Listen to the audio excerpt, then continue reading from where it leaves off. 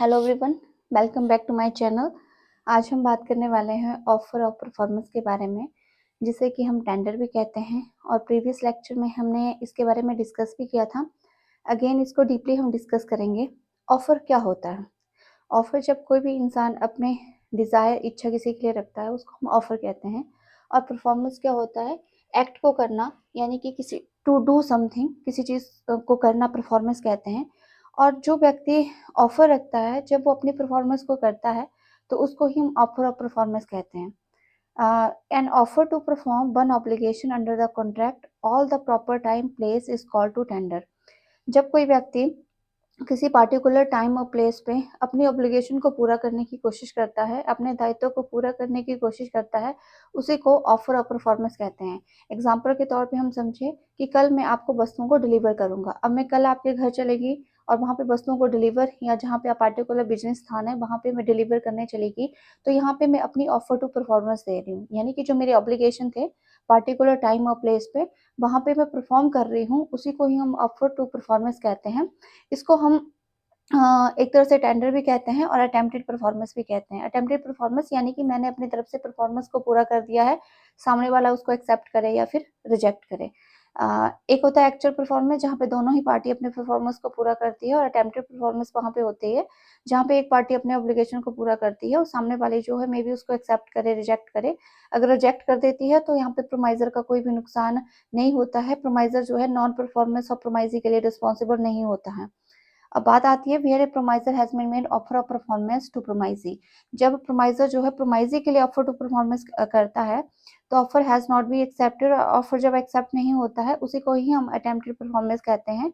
और इस केसेस में प्रोमाइजर प्रोमाइजी के नॉन परफॉर्मेंस के लिए एलिजिबल नहीं होगा। और टेंडर को हम वैसे एक्चुअल परफॉर्मेंस के नाम से भी जानते हैं, ऑफर ऑफ परफॉर्मेंस के नाम से भी जानते हैं।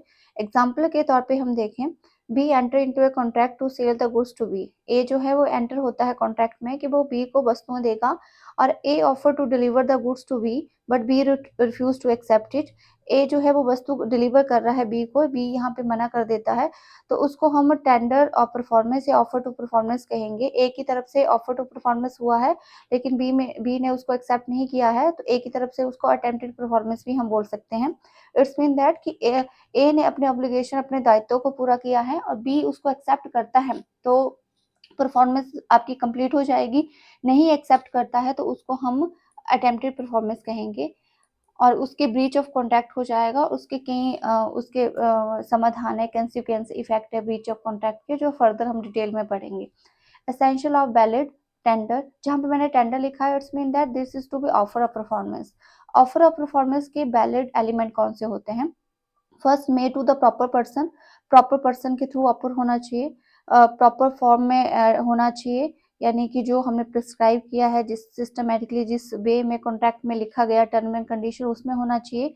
रीजनेबल अपॉर्चुनिटी टू प्रॉमिस, यानी कि जो आपका प्रॉमिस है वो कंप्लीट होना चाहिए, आपने अपना ऑफर पूरा किया हो, होल ऑब्लिगेशन जो आपको बोला गया है वो वैसा आपने किया हो। प्रॉपर टाइम और प्लेस पे ऑफर टू परफॉर्मेंस होना चाहिए, और ऑफर टू परफॉर्मेंस अनकंडीशनल होना चाहिए, उसमें कोई भी कंडीशन ना लगी हो। सो वन बाय वन इनको डिटेल में हम डिस्कस करेंगे। एसेंशियल्स ऑफ वैलिड टेंडर या फिर offer of performance. Offer of performance के लिए क्या जरूरी है, अब उसके बारे में डिस्कस करते हैं।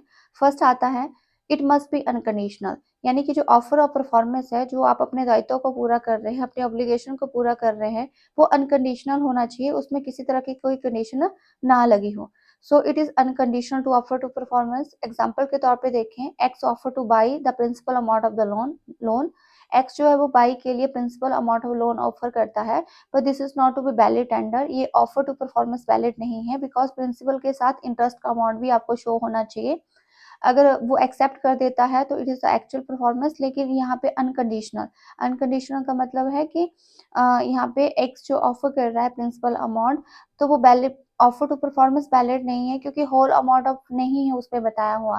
क्योंकि होल अमाउंट ऑफ लोन कितना होगा, प्रिंसिपल प्लस इंटरेस्ट के साथ ऑफर होना चाहिए, जो वास्तव में नहीं हुआ, तो एक वैलिड टेंडर नहीं है, वैलिड ऑफर नहीं है। नेक्स्ट आता है it must be made to proper time and place. जब भी परफॉर्मेंस होगी ऑफर टू परफॉर्मेंस, वो पार्टिकुलर टाइम और प्लेस में होना जरूरी है जो पार्टी ने कॉन्ट्रैक्ट में डिसाइड की है। अगर प्लेस और टाइम वो पार्टिकुलर कॉन्ट्रैक्ट के हिसाब से नहीं है तो सामने वाला रिफ्यूज कर सकता है एक्सेप्टेंस। सो प्लेस जो है, अगर प्लेस मेंशन नहीं है तो कौन सा होना चाहिए, और टाइम अगर मेंशन नहीं है तो किस टाइम डिलीवरी होनी चाहिए। अगर प्लेस मेंशन नहीं है तो बिजनेस का प्लेस या जहाँ पे व्यक्ति मिल सकता है वहां पे आपको वस्तु डिलीवर करनी चाहिए। अगर टाइम मेंशन नहीं है तो जो रीजनेबल टाइम होता है उस आधार पे वस्तु को डिलीवर करना चाहिए। A tender of goods after a business hours goods money before the due date is not a valid tender. अगर आप जैसे 15 तारीख को वस्तु को देने के लिए बोला था और आप 20 तारीख को वस्तुएं दे रहे हैं तो वो वैलिड ऑफर ऑफ परफॉर्मेंस नहीं होगी। वो वैलिड ऑफर ऑफ परफॉर्मेंस क्यों नहीं होगी, बिकॉज वो टाइम पीरियड वहां पे लैप्स हो गया है, तो वो कॉन्ट्रैक्ट में वैलिड नहीं होगा। उसी तरह से आपका टाइम प्लेस कहाँ होगा, माना फॉर एग्जाम्पल कि आपका ऑफिस टाइम 10 to 5 हो सकता है, 10 to 7 हो सकता है, उस टाइम डिलीवर करना है। रात को जाके आप वस्तुएं डिलीवर कर रहे हैं तो वो वैलिड टाइम नहीं होता है। उसी तरह से आपका जो टाइम है वो रात के आप 1 बजे जो है वस्तुओं को डिलीवर कर रहे हैं वो भी आपका वैलिड टाइम नहीं होगा, उसको भी ऑफर टू परफॉर्मेंस आप वैलिड नहीं मानेंगे। नेक्स्ट आता है it must give to reasonable opportunity of inspection of the promisee. जब भी आप ऑफर टू परफॉर्मेंस कर रहे हैं, वस्तुओं को लेके जा रहे हैं, वस्तुओं को प्रस्तुत कर रहे हैं, तो सामने वाले को ये अधिकार है कि वस्तुओं को वो एक्सेप्ट करने से पहले इंस्पेक्शन करे, वस्तुओं को खरीदने से पहले वो इंस्पेक्शन करे। तो जब भी आपके सामने वाला व्यक्ति ऑफर टू परफॉर्मेंस करता है तो प्रोमाइसी को इंस्पेक्शन का अधिकार है। उस इंस्पेक्शन के आधार पर अगर वस्तुएं सही नहीं निकलती हैं तो वो वस्तुओं को रिजेक्ट कर सकता है। माना आपने ब्लू कलर का जार मंगवाया था, वो रेड कलर का जार दे रहा है, तो वो आपकी टर्म एंड कंडीशन को फॉलो उसने नहीं किया है, तो यहाँ पे वस्तुओं को रिजेक्ट करने का आपका अधिकार है और ब्रीच ऑफ कॉन्ट्रैक्ट उसको माना जाएगा। It must B proper form. Proper form का मतलब है जो सिस्टमेटिकली एक डिसाइडेड किया गया है कि किस फॉर्म में आपको पैसा चाहिए, किस फॉर्म में आपको वस्तुएं चाहिए, उसी फॉर्म में आपको हर चीज मिलनी चाहिए। अगर ऑफर टू परफॉर्मेंस आपकी प्रॉपर फॉर्म में नहीं है, एक सही रूप में नहीं है, तो आप उसको एक्सेप्ट नहीं कर सकते हैं।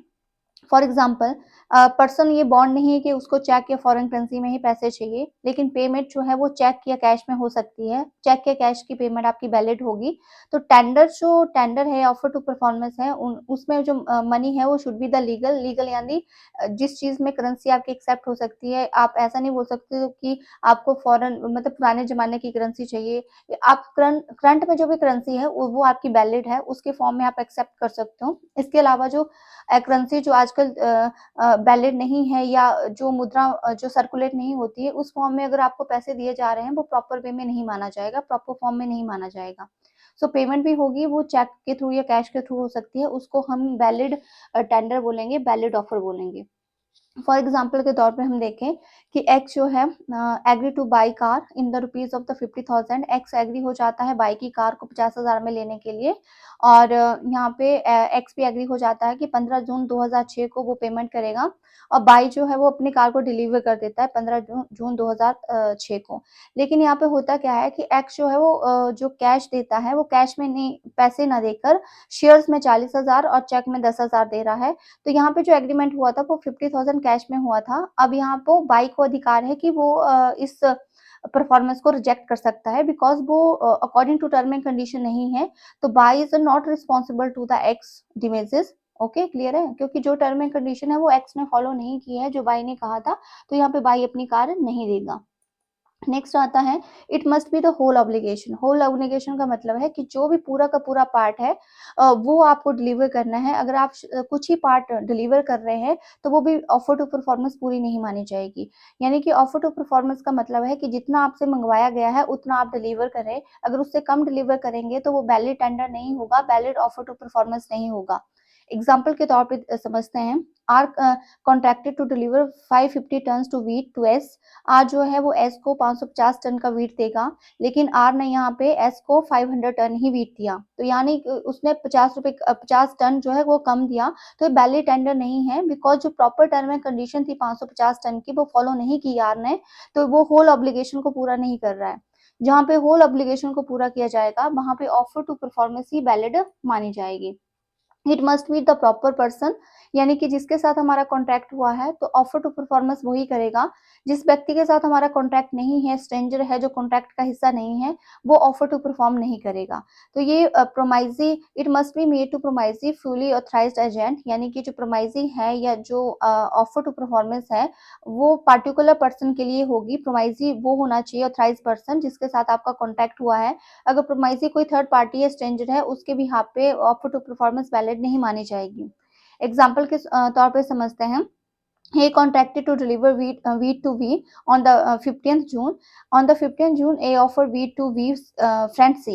यानी कि A V के साथ कॉन्ट्रैक्ट हुआ था, लेकिन वास्तव में A ने जो डिलीवर की गेहूं वो C को की, तो ये वैलिड टेंडर नहीं है क्योंकि A जो है वो डिलीवर किसको करेगा, B को करेगा, क्योंकि B के साथ उसका कॉन्ट्रैक्ट हुआ था, ना कि C के साथ।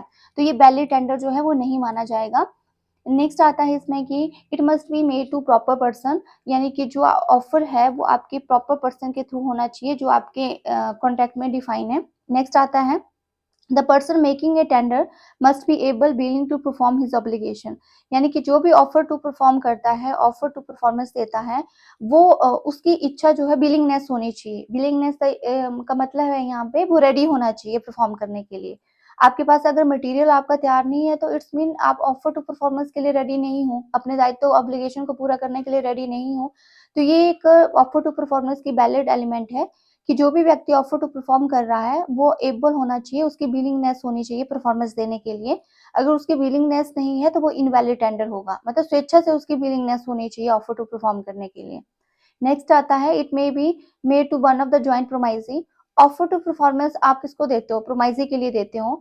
तो जो प्रोमाइजर है वो प्रोमाइजी के लिए दे रहा है, तो प्रोमाइजी एक से ज्यादा हो सकते हैं। ओके, ऑफर टू परफॉर्मेंस माना फॉर एग्जांपल ए जो है वो वस्तु डिलीवर कर रहा है बी सी के लिए, तो बी सी दोनों जॉइंट प्रोमाइजी हो सकते हैं। तो बी और सी दोनों के लिए लीगल ऑब्लिगेशन सेम अराइज होंगे, लीगल कॉन्सिक्वेंस उसके सेम होंगे दोनों के लिए। तो in case of several joint promisee होते हैं तो यहाँ पे ऑफर टू परफॉर्मेंस किसी एक को कर सकते हैं हम, मे बी दोनों को कर सकते हैं या दोनों में से किसी एक को हम वस्तु डिलीवर कर सकते हैं, तो वो वैलिड ही रहेगा उसके लीगल कंसिक्वेंस दोनों के लिए। नेक्स्ट आता है must be to legal tender, यानी कि अगर कहें हम कि जो भी